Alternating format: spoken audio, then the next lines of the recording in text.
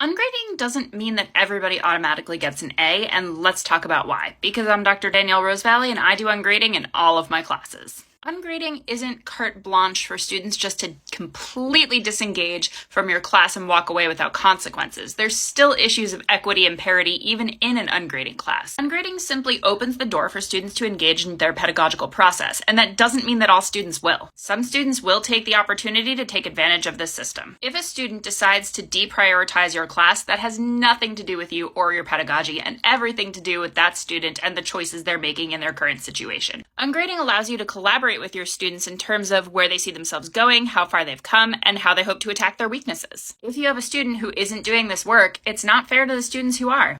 It's okay to set boundaries with your students about what you expect from them in class, especially if you're using ungrading. While ungrading is meant to dismantle the systems of oppression that grades represent, it's a system that only works if everybody is working in good faith, and a student who has decided to deprioritize your class has violated the compact of that good faith agreement.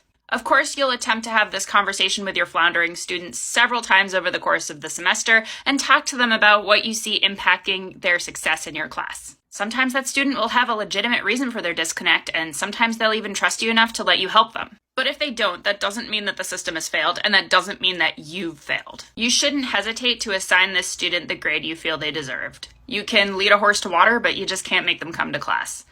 Got more questions about ungrading? Let us know in the comments.